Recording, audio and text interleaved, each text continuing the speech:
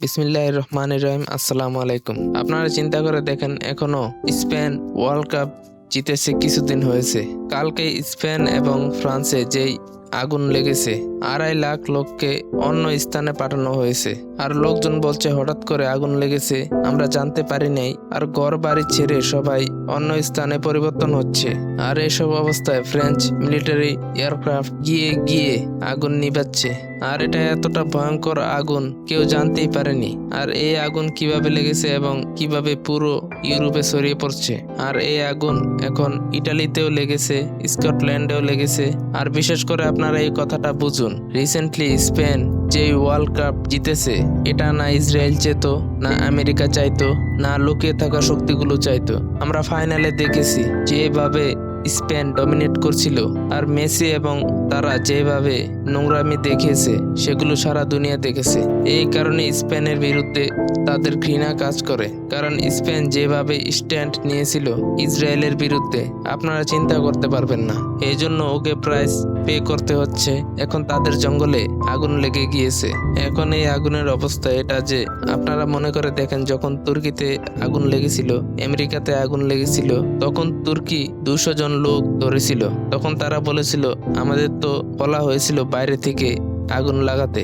এরপরে এই খবরগুলো সরিয়ে দেওয়া হয়েছে। এরপর ইউরোপ থেকেও লোকজন ধরা পড়েছে। আর এই লোকগুলো কারা? আর তারা বলছে আর কেউ জানে না এই জঙ্গলগুলোতে কে আগুন লাগাচ্ছে। এরপরে একটা জিনিস বারবার বলা হয়, আবহাওয়া পরিবর্তনের কারণে এগুলো হচ্ছে। আপনারা যদি লক্ষ্য করেন তাহলে রিসেন্টলি এই যে হিটওয়েভ এসেছে ইউরোপে, তখন ফ্রান্সের মেয়র কি বলেছে? ও বলেছে আমেরিকার জন্য এসব কাজ হচ্ছে আর এর দায় আমেরিকা। আর এত বড় কথা শুধু 2-4টা ইন্টারন্যাশনাল মিডিয়াতেই এসেছে। এখন আপনারা চিন্তা করেন, দুনিয়াতে অন্য যে ছোট ছোট বিষয়গুলো, সেগুলোকে নিয়ে ঢোল পিটানো হয়, কিন্তু এই খবরকেও সরিয়ে দেওয়া হয়েছে। আর প্যারিস এমন একটা শহর যেখানে সারা দুনিয়া থেকে টুরিস্ট আসে। আর প্যারিসের কারণেই ফ্রান্সকে জানা হয়। আর ওই প্যারিসের মেয়রই বলছে এই যে হিট ওয়েভ, এটার কারণ হলো আমেরিকা। কিন্তু কেউ এ ব্যাপারে কথা বলতে রাজি না। আর এর প্রাইস কাকে পে করতে হচ্ছে? স্পেনকে। আর স্পেনের প্রাইম মিনিস্টার ও তো ইমার্জেন্সি ডিক্লেয়ার করতে যাচ্ছে। এসব পরিস্থিতিতে তারা বলেছে আমাদের তো ইমার্জেন্সি ডিক্লেয়ার করতে হবে, তাই ও মিলিটারি ডিপ্লয় করে দিছে। আর সারা দুনিয়াতে ক্লাইমেট চেঞ্জ হচ্ছে, আর এগুলো কে করছে কেউ বুঝতে পারছে না। আর আপনারা চিন্তা করেন, এখন তারা বলছে এর সবকিছু দায়ভার তারা ইউরোপের যে ওয়েট উইন্টার, এর কারণে সবকিছু হচ্ছে। আর এটা এক ধরনের তামাশা যেটা আপনারা কল্পনাও করতে পারবেন না। এই আগুনের কারণে ফসলেরও অনেক বেশি ক্ষয়ক্ষতি হয়। আপনারা বাংলাদেশে দেখেন নাই, একটা সময় ছিল যখন বৃষ্টি হতো পানি আসতো, কিন্তু এখন তো প্রথম বৃষ্টি হতেই সারা দেশ ডুবে যায়। আপনারা চট্টগ্রামের অবস্থা দেখেন নাই, লোকজনের অবস্থা কি হয়েছে সেখানে? লোকজনের ঘর বাড়ি ডুবে যাচ্ছে, ফসলের ক্ষয়ক্ষতি হচ্ছে। আপনারা ইন্ডিয়াকে দেখে নেন, আপনারা পাকিস্তানকে দেখে নেন, আবহাওয়া পরিবেশের এত বেশি ক্ষয়ক্ষতি হচ্ছে আপনারা চিন্তাও করতে পারবেন না। আপনারা জানেন ইরান কি বলেছে? এই যে রিসেন্টলি আমেরিকার সাথে যে যুদ্ধটা হয়েছে ইরানের, তখন আমেরিকা বলেছে ইরানকে, আমরা যে টাকা পয়সা দিচ্ছি ইরানকে, সেই টাকা দিয়ে ইরান আমাদের থেকে বীজ নিবে। তারা বলেছে আমরা কোনো ফসলের বীজ নিব না আমেরিকা থেকে। ইরানে আমরা অর্গানিক প্রাকৃতিক ফল উৎপাদন করি আমরা, তাই আমরা আমেরিকার কোনো ফসলের বীজ ব্যবহার করব না। দেখুন, ইরান ওসব কাজ করছে যেগুলো আমেরিকার সকল সিস্টেমকে রিজেক্ট করছে। আর ইরান বলেছে আমরা তেল ডলারে বিক্রি করতে দিব না, আর বিক্রি করবো না। আর এই পুরো রিজনে বলে দিয়েছে যদি আমাদের তেল না যায় তাহলে কারো তেল যেতে দিব না। এরপরে গোল্ড, সিলভার, সবকিছু মিনারেলস। আর ট্রাম্প বলেছে এগুলো সব আমরা নিব, গ্যাসও নিব।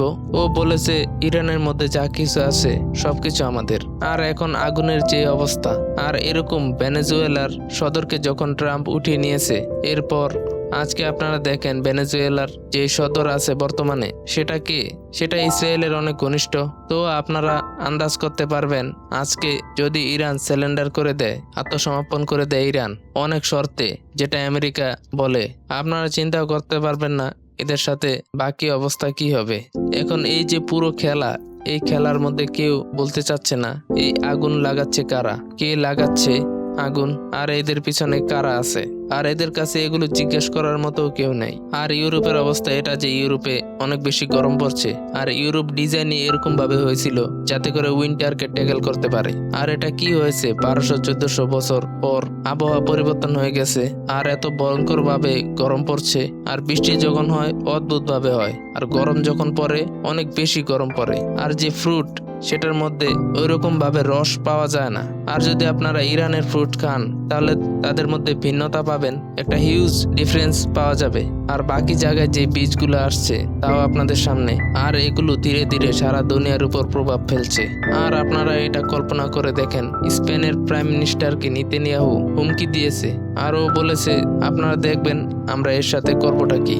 আর আসল প্রবলেমটা কি, স্পেনের প্রাইম মিনিস্টারে যেটা বলেছিল ও ইউরোপের মুনাফিক চেহারা সবার সামনে তুলে ধরেছে। ও বলেছে আমরা এতটা বেশি মুনাফিক, যখন ইউক্রেনের বিষয়গুলো আসে তখন আমরা উঠে দাঁড়াই ইউক্রেনের পাশে, কিন্তু যখন কথা আসে গাজার তখন সবার জবান বন্ধ হয়ে যায়, তখন দেখি কেউ কোনো কথা বলে না। আমেরিকা আসলে ইরানের বিপক্ষে স্পেনের সামরিক আড্ডা ব্যবহার করতে চেয়েছিল, কিন্তু স্পেনের প্রাইম মিনিস্টার বলেছে যা কিছু হয়ে যাক আমরা কোনো ধোকার ভিতরে যাব না।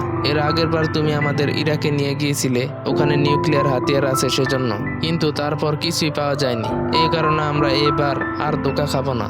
আর ইসরায়েলের জন্য তো প্রশ্নই ওঠে না, এটা স্পেনের প্রাইম মিনিস্টার বলেছে। আর তাদের টিম দেখিয়ে দিয়েছে ওয়ার্ল্ড কাপ কিভাবে জিততে হয়। আর সবাই জানতো আর্জেন্টিনাকে কে ব্যাক করছিল। আর আপনারা চিন্তা করেন নেতানিয়াহু তার অফিসে আর্জেন্টিনার অ্যাম্বাসিডারকে ডেকে ওর সাথে দাঁড়িয়ে ফুটবল খেলে, তাহলে আপনার সবকিছু ক্লিয়ার হয়ে যাওয়া উচিত। আর এখন ইসরায়েল আর এখন ইউরোপকে শাস্তি দেওয়া হচ্ছে, আর ইউরোপের অবস্থা এখন অনেক বেশি মেজারেবল। এখন যে ইউরোপে এগুলো হচ্ছে, এই যে আগুন লেগেছে, এই যে এই অবস্থা ইউরোপের, এসব প্রশ্ন এখন আর কেউ করতে তৈরি না। আর দুনিয়াতে এই যে আবহাওয়া নিয়ে তামাশা শুরু হচ্ছে, আমেরিকাতেও এর প্রভাব পড়বে। আর আসল প্রবলেম এটা যে পিছনে বসে কে এগুলো করছে। দেখুন আপনারা যেটা ইচ্ছা সেটা বলুন না কেন, অনেক জায়গায় চায়নাও অসহায়, চায়নার কাছে হাই লেভেলের টেকনোলজি আছে, কিন্তু অনেক জায়গায় আবহাওয়ার বিষয়ে চায়নাও কথা বলতে পারছে না। আর আপনারা যদি চিন্তা করে দেখেন তাহলে এই যে 40 দিন ইরানের সাথে আমেরিকা যুদ্ধ করেছিল, সেখানে ইরানের সাংবাদিকগুলা এত বেশি কেন খুশি হচ্ছিল? তারা বলছিল আমাদের কাছে সুযোগ ছিল না আগে। আমেরিকার এরকম রেডার ছিল যার কারণে ইরানে আবহাওয়ার পরিবেশের উপর প্রভাব ফেলতো আর তা পরিবর্তন করত, আর এটা তারা আমেরিকার উপর দায়ভার দিছে। আর ইরানিরা বলেছিল এখানে অনেক দিন ধরে বৃষ্টি হতো না, আর খরা ধরার পরিস্থিতি তৈরি হয়ে গিয়েছিল, পানির সংকট ছিল। আপনাদের মনে আছে না ইরানের প্রেসিডেন্ট কি বলেছে? সে বলেছে হতে পারে আমাদের পুরো তেহরান খালি করতে হতে পারে, এতটা খালি করতে হবে যাতে করে এই জায়গা থাকার মতো পরিস্থিতিতে নাই। গ্যাস তেল সবকিছু আছে কিন্তু পানি নেই। এরপর যখন সিজফায়ার হয়েছে ইরান এবং আমেরিকার মাঝে, এরপর ইরানে যে পরিমাণ বৃষ্টি হয়েছে, তখন আপনারা দেখেন না ইরানের মধ্যে কতটা বৃষ্টি হয়েছে, আশেপাশে পুরো গাছপালায় গ্রিন হয়ে গিয়েছিল, আর পরিবেশ ক্লিন হতে শুরু করেছিল। আর তারা বলেছিল আমরা সুযোগ পেয়েছি, আর তারা চিহ্নিত করে রাডারগুলো ধ্বংস করে দিয়েছে আমেরিকার। এরপর আমরা জানতে পারি $20,000 হামলায় আমেরিকান $2 বিলিয়ন রাডার ধ্বংস করে দিয়েছে। একটা রাডার এরকম ছিল যেটা মিসাইল ট্র্যাকিং করত, কিন্তু আরো অনেকগুলো রাডার ছিল যেগুলো দিয়ে ইরানের ভিতর আবহাওয়া পরিবর্তন করা হতো, তখন ইরান সেগুলো উড়িয়ে দিয়েছে।